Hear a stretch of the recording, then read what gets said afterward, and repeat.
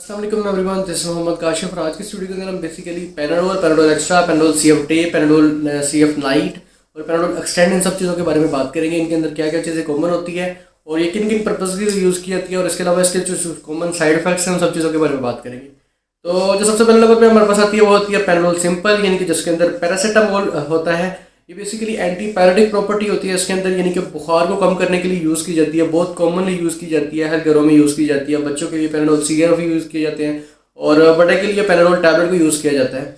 तो इसके अंदर साथ साथ इसके अंदर थोड़ी बहुत एनाल्जेसिक प्रॉपर्टी भी होती है, यानी कि ये थोड़े बहुत दर्द को कम करने के लिए भी यूज़ की जाती है, बट कॉमनली ये ज़्यादातर एंटी पैराटिक प्रॉपर्टी रखती है। इसके अलावा इसके अंदर जो दूसरी चीज़ होती है वो पैनाडोल एक्स्ट्रा होती है। पैनाडोल एक्स्ट्रा के अंदर जो एक चीज़ एक्स्ट्रा होती है वो कैफ़ीन होती है। कैफ़ीन बेसिकली जगा के रखने के लिए, हशाश पशाश रखने के लिए यूज़ की जाती है।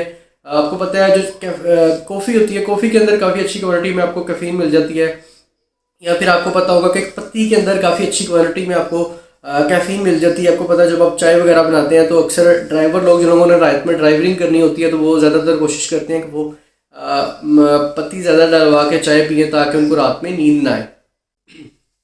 तो ये होती है पैनाडोल एक्स्ट्रा। ठीक है, पैनाडोल सिंपल में बेसिकली पैरासीटामोल होता है और एक्स्ट्रा के अंदर कैफीन एक्स्ट्रा होती है। पैरासीटामोल दोनों में, पैरासीटामोल तो जितने भी हैं, Panadol CF day, night, Panadol extend, Panadol extra, सब में पैरासीटामोल तो कॉमन होता है जो कि एंटीबायोटिक प्रॉपर्टी रखता है। एक्स्ट्रा के अंदर आपको एक एक्स्ट्रा कैफीन मिल जाती है। ठीक है, थर्ड नंबर पर बात करी जाए तो हमें यहाँ पे पैनाडोल CF मिलती है।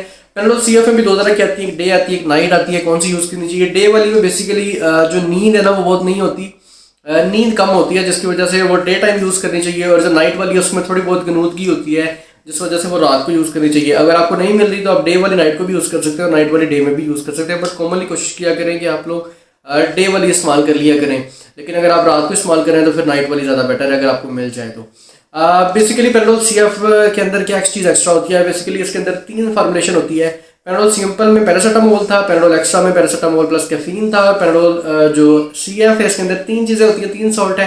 पैरासीटामोल जो मैंने बताया था कॉमन है सब में। इसके अलावा इसके अंदर सीडोफिंड्रीन होती है। सीडोफिंड्रीन बेसिकली क्या करती है? ये बेसिकली कॉमनली आपको नेजल कंजक्शन के लिए यूज़ की जाती है। अगर आपका नाक बंद हो तब इस्तेमाल की जाता है, या फिर आपका जो फ्लू है वो पानी की तरह बार बार बही जा रहा है, कंटिन्यूसली फ्लू हो रहा है आपको, तब आप यूज़ कर सकते हैं। इसके अलावा सोर थ्रोट, यानी कि गले खराब के लिए, हल्की फुल्की गले में खराश हो, तब भी आप पैनाडोल CF की टैबलेट को यूज़ कर सकते हैं। सीडोफिंड्रीन का ये काम है।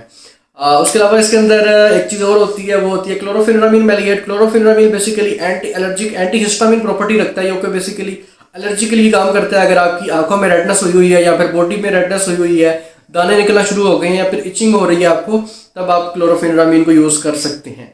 तो पैनाडोल CF के अंदर आपको 3 फॉर्मुलेशन मिलती हैं। पैरासीटामोल एंटीपैरेटिक प्रॉपर्टी रखने वाला है, सीडोफिंड्रीन जो कि फ्लू वगैरह में कॉमन फ्लू में यूज़ की जाती है, और इसके अंदर क्लोरोफेनिरामिन मैलिएट होते हैं जो कि एंटी एलर्जिक प्रॉपर्टीज रखती है, वो भी फ्लू को कम करने में बहुत ज़्यादा हेल्प करती है।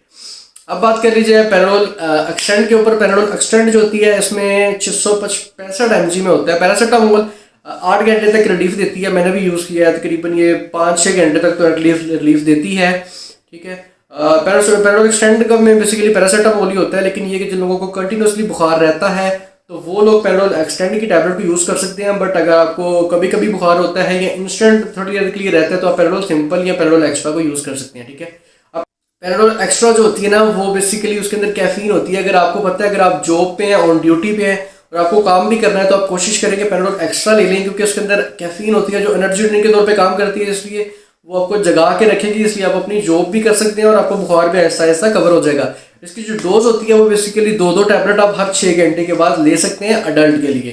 ठीक है, डिपेंडिंग अपॉन देयर एज। वैसे कोशिश करें कि एक टैबलेट को आप यूज़ कर लें 3 टाइम में दिन में, लेकिन अगर आप बहुत कॉमनली यूज़ की जाती है पैनाडोल, तो आपको बेसिकली 2-2 टैबलेट भी आप यूज़ करना चाहे तो आप वो भी यूज़ कर सकते हैं, इसका कोई मसला नहीं होगा आपको। बच्चों के लिए पैनाडोल ड्रॉप्स आते हैं, और उसके अलावा पैनाडोल फोर्ट सीरप वगैरह आता है, और अडल्ट के लिए पैनाडोल टैबलेट्स आती हैं। तो ये थोड़ा इंट्रोडक्शन था पैनाडोल एक्स्ट्रा के बारे में, और पैनाडोल CF डे नाइट, और इसके अलावा पैनाडोल एक्सटेंड के बारे में। ठीक है, उसके अलावा बात कर लीजिए इसके कुछ कॉमन साइड इफेक्ट्स भी होते हैं। कोशिश किया करें आप जो टैबलेट्स होती हैं उनके, जितनी भी टैबलेट्स होती हैं, जिनकी भी मेडिसिन होती हैं, सबके कुछ ना कुछ थोड़े बहुत कॉमन साइड इफेक्ट्स होते हैं, तो इसलिए आप थोड़ा बहुत अवॉइड किया करें।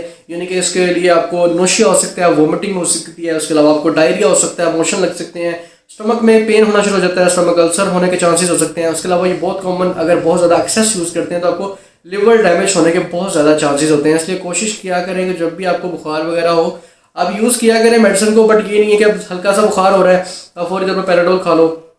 कोशिश किया करें कि हमारी बॉडी को खुद ब खुद उसके अगेंस्ट कुछ भी फॉरेन पार्टिकल जो भी पैथोजन हमारी बॉडी में एंटर हुआ है उससे फाइट करने दिया करें।